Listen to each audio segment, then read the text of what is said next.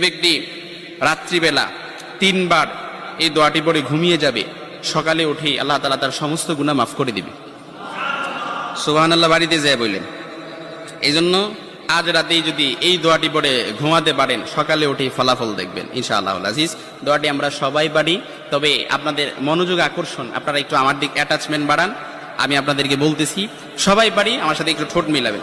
আস্তাগফিরুল্লাহাল্লাযী লা ইলাহা ইল্লা হুয়াল হাইয়ুল কাইয়্যুম ওয়া আতুবু ইলাইহি লা হাওলা ওয়ালা কুওয়াতা ইল্লা বিল্লাহিল আলিয়্যিল আযীম।